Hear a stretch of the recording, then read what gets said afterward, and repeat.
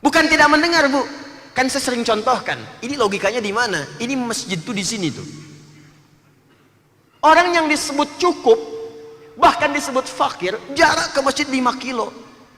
Motor tak punya, mobil tak ada, sepeda mimpi pun nggak pernah. Selalu datang ke masjid, bahkan di awal waktu jalan kaki, menggunakan kakinya karena takut dihisab.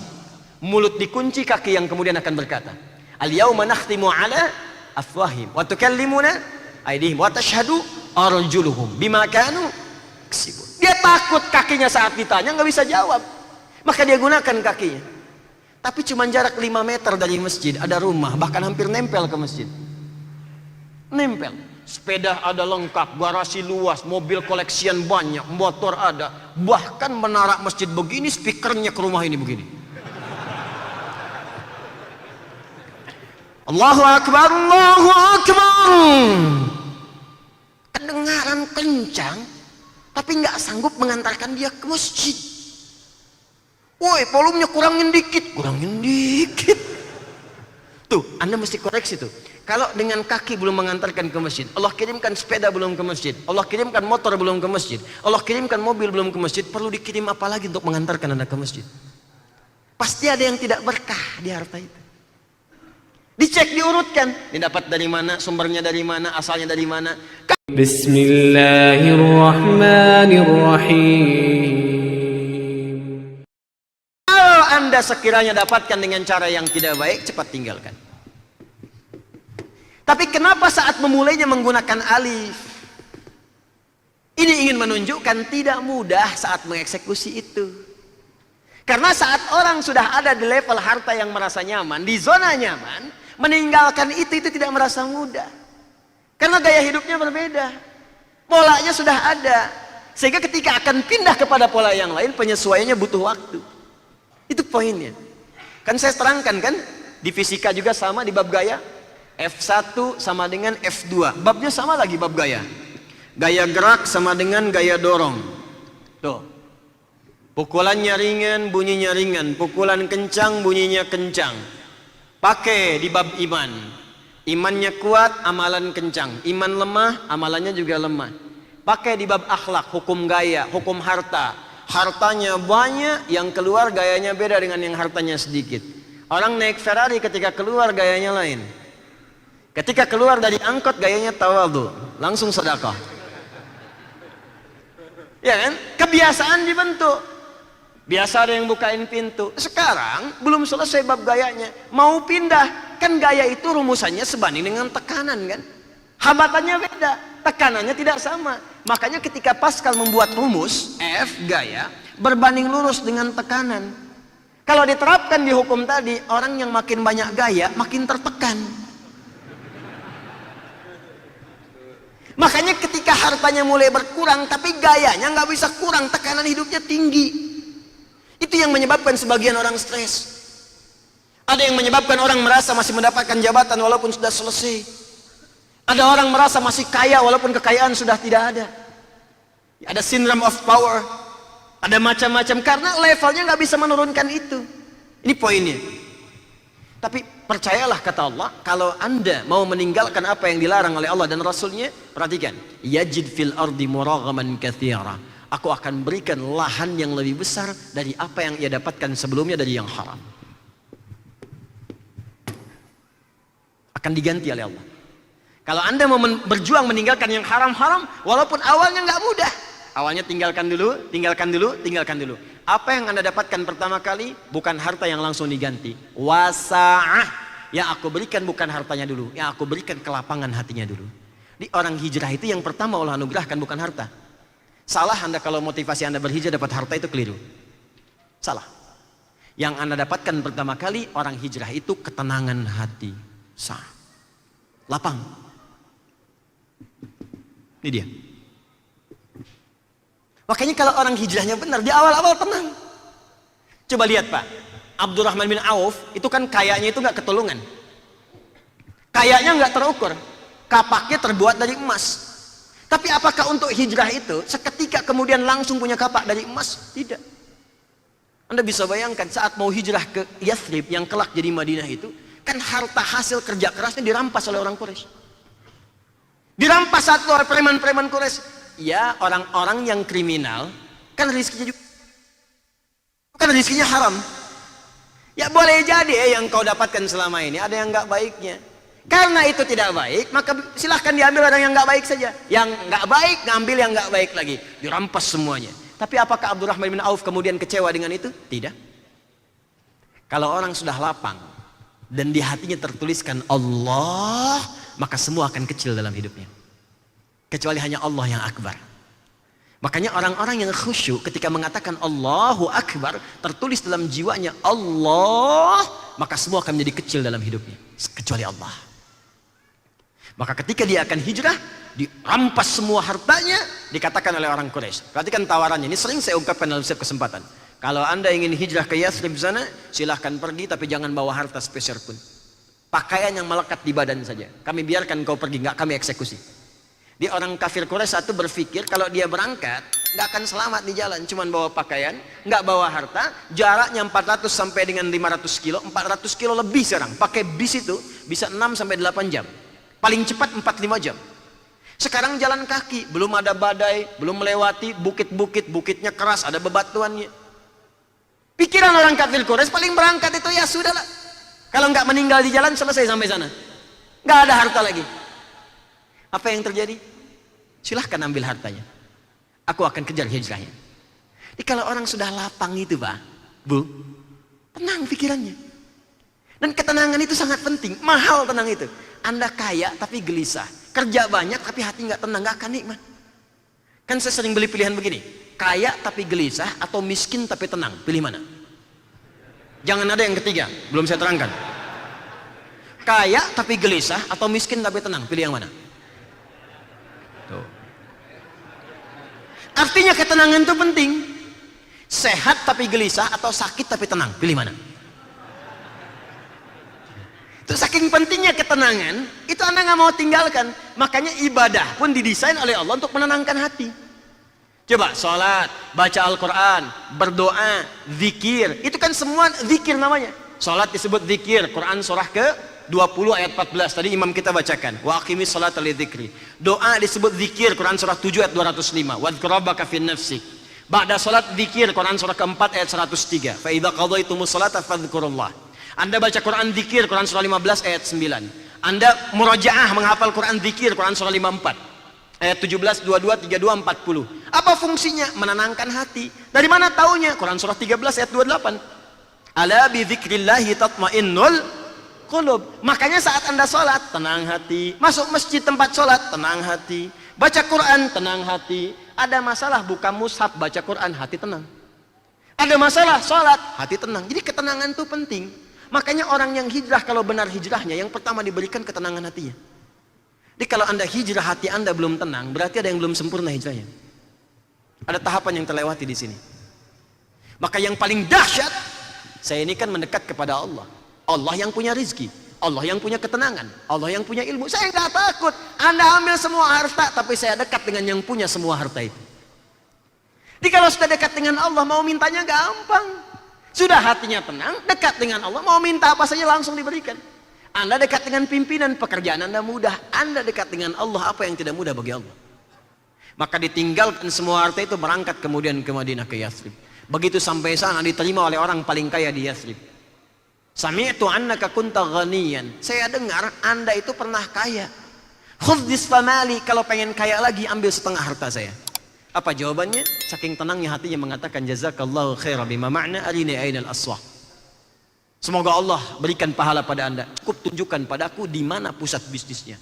Kerja kemudian jadi penyalur kambing pada awalnya, setahun jadi orang paling kaya di Madinah. Setelah tenang hatinya, nikmat hijrahnya, gampang kerjanya, tawakal tinggi kepada Allah, baru Allah limpahkan rezeki sesuai dengan passionnya. Kalau dia passionnya ilmu, diberikan ilmu dengan batasan yang sangat luar biasa dari kalangan manusia. Kalau passionnya kedudukan, diangkat setinggi-tingginya. Kalau passionnya di bisnis, diberikan limpahan harta yang kuat. Jadi kalau orang sudah hijrah diberikan harta, hartanya pasti digunakan pada yang baik. Kalau orang hijrah dapat kedudukan, kedudukan digunakan membuat kebijakan yang baik.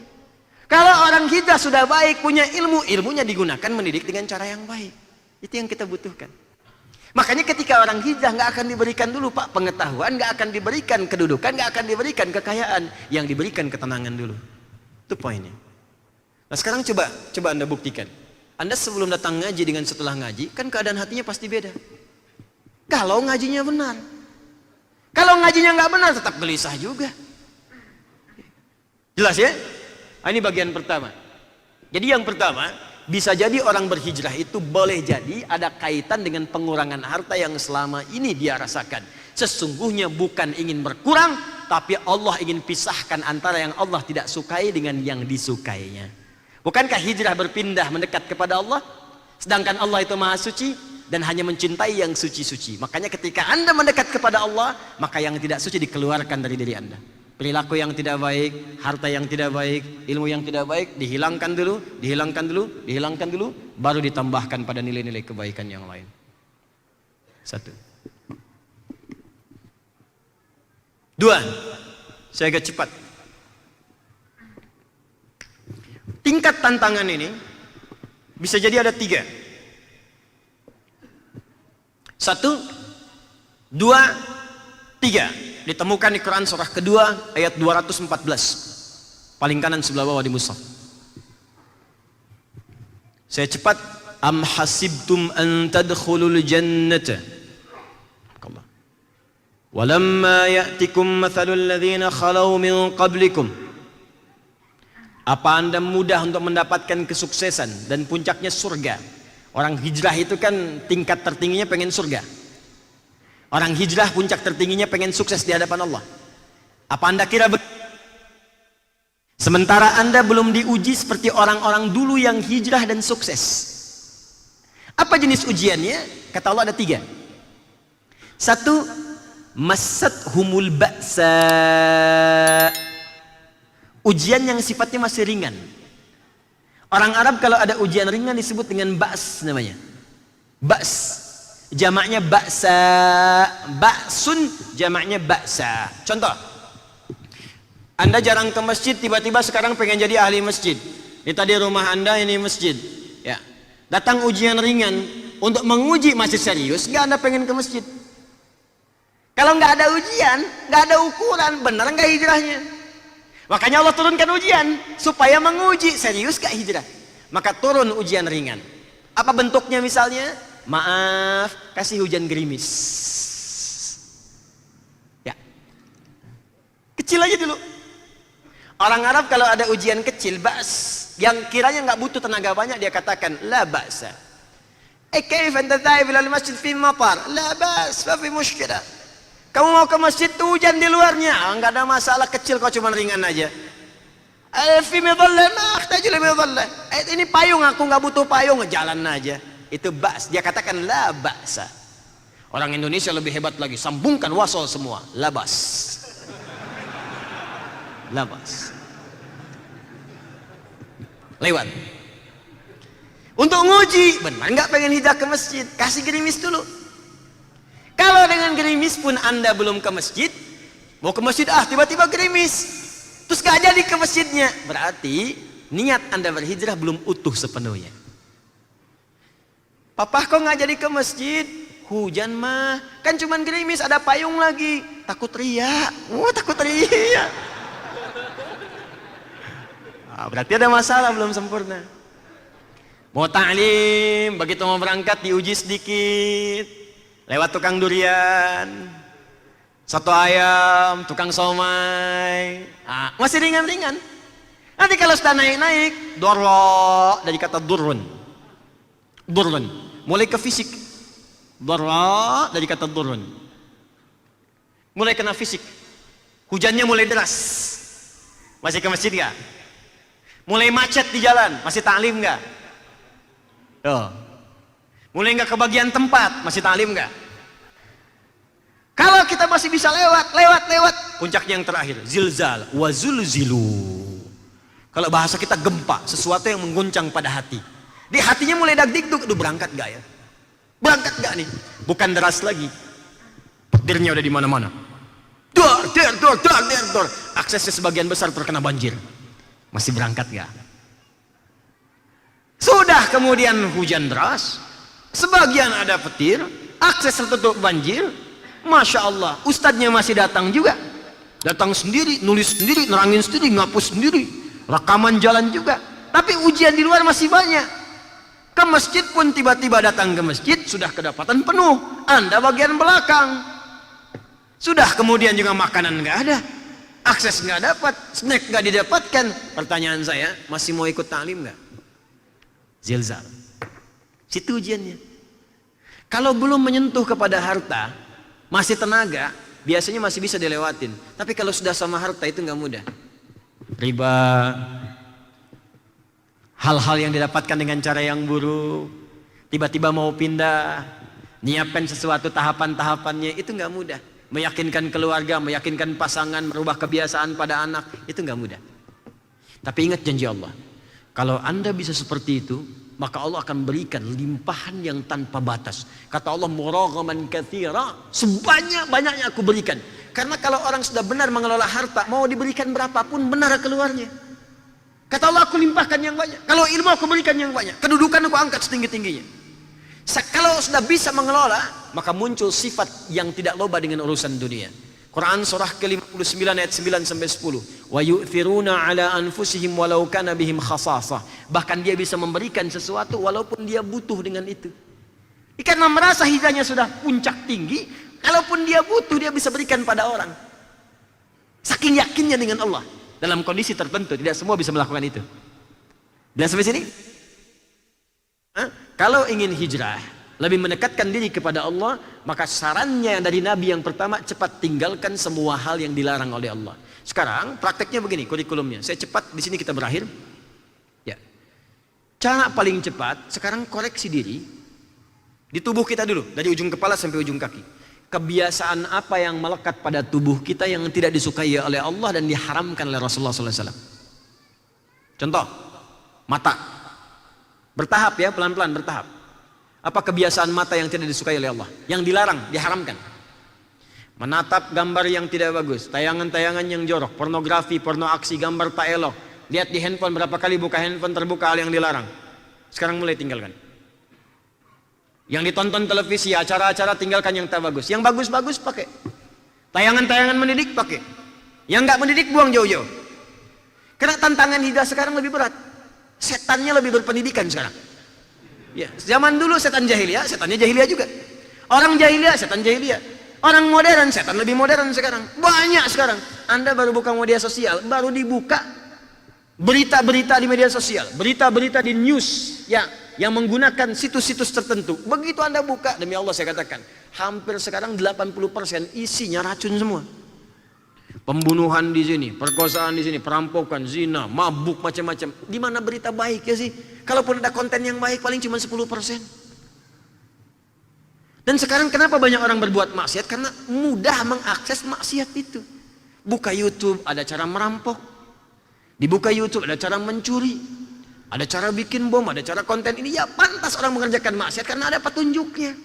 Sekarang orang bisa buat sendiri karena bisa diakses langsung dengan handphone yang ia pegang kemanapun. Bahkan tanpa batas. Itu poinnya. Maka sekarang coba mulai dari mata. Turun nanti ke telinga. Turun ke lisan sampai ke ujung kaki. Kalau tubuh kita sudah otomatis bisa berhijrah, maka semua yang melekat pada tubuh ini akan digunakan pada yang baik-baik. Baik itu ilmu, baik itu harta, juga tenaga yang kita gunakan dalam kehidupan. Ini bagian rumus Nabi yang pertama. Fokus, wal muhajir man hajara ma nahallahu anhu. Ma itu bentuknya menunjuk pada semua tanpa batas. Semua yang dilarang tanpa kecuali. Apapun yang kita kerjakan kalau bersentuhan dengan yang dilarang, tinggalkan. Ya, jika ada yang haram-haram jangan banyak pikir, tinggalkan aja. Ya, kalau sekarang terlibat pada yang haram, kemudian dengan meninggalkan itu tidak ada bekal atau memungkinkan kita masuk pada bab yang lebih sulit hidup kita. Misal Anda bekerja nih, ya, dalam bab fikih ini begini, bekerja di tempat misalnya yang ada ribanya atau ada haramnya di situ. Kemudian Anda ingin tinggalkan seketika, tapi nggak ada modal dari situ. Kalau Anda tinggalkan seketika, jatuhnya lebih kuat. Bahkan berdampak pada kehidupan Anda lebih sulit. Ya, lebih tidak mudah untuk dijalani. Bahkan bisa mengancam kepada jiwa. Maka ulama sepakat di sini, jadikan ini sebagai pijakan, dijalani terlebih dahulu bikin jembatan. Cari pekerjaan lain. Begitu mendapatkan pekerjaan lain, tinggalkan total semua ini. Tinggalkan seluruhnya, dapat pekerjaan yang lain. Karena Anda bekerja, rezeki turun. Rumusnya sederhana. Ya, Quran surah ke-51 ayat ke-22. Wa fis samai rizqukum wa ma tu'adun. Di langit rezeki dituliskan, dijanjikan diberikan kepada Anda tanpa dikurangi sedikit pun. Bagaimana cara mendapatkannya? Quran surah kedua ayat 168. Ya ayyuhan nasu kulu mimma fil ardi halalan thayyiba. Asal Anda mau kerja dengan cara yang halal, dapatkan yang benar, Allah turunkan rezekinya tanpa dikurangi sedikit pun. Jangan dikira kalau korupsi harta bisa nambah, tidak. Jangan dikira kalau mencuri harta bisa melimpah, tidak. Tetap saja harta Anda segitu, nggak akan nambah, Pak. Yang beda itu cuma berkahnya. Kalau kata Allah 1 miliar, 1 miliar Anda dapat. Tanpa mencuri pun dapatnya segitu juga. Jadi ngapain mesti mencuri? Dan rezeki itu bukan yang dikumpulkan. Apa yang masuk ke mulut Anda, itu rezeki Anda. Anda sekarang di tabungan 1 miliar. Tapi yang kepakai di badan, masuk ke mulut cuma 100 juta sampai meninggal. Sisanya dibagi. Maka yang punya Anda itu yang 100 juta itu. Jadi selama belum masuk ke mulut itu bukan punya Anda. Itu yang sudah Anda masukkan, yang sudah Anda bagikan. Sedekah, zakat, infak, itu bagian Anda. Tapi kalau belum diapa-apakan, cuma dikumpulkan, mungkin itu hak orang lain yang dititipkan di tangan Anda. Boleh jadi begitu. Makanya ngapain korupsi, nggak ada kerjaan. Kalau orang beriman tuh nggak akan korupsi, bikin capek diri sendiri. Nggak akan mencuri. Anda kalau mau mencuri, jangan pikirkan diri sendiri. Anda kalau sudah punya keluarga, anak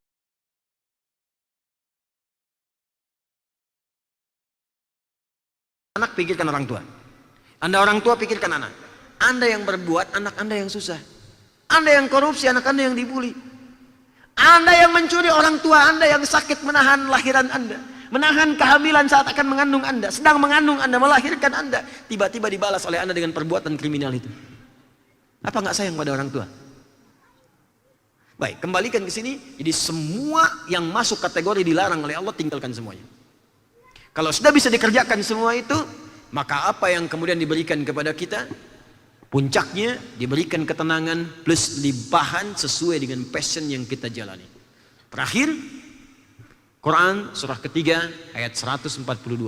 Bagaimana cara hijrah yang efektif menurut Al-Quran? Karena tidak mudah mengatasinya. Di ayat 214 itu tantangannya. Di ayat 142 itu perencanaan dan solusinya. Perhatikan caranya. Am hasibtum an tadkhulul jannata. Di Al-Baqarah 214 tantangannya dibuka dengan kalimat ini. Di Ali Imran ayat 142 dibuka juga dengan kalimat ini. Apa Anda mudah begitu saja kemudian mendapatkan kesuksesan bahkan surga yang Anda mimpikan?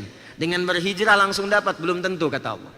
Walamma ya'lamillahu alladhina jahadu minkum wa ya'lamas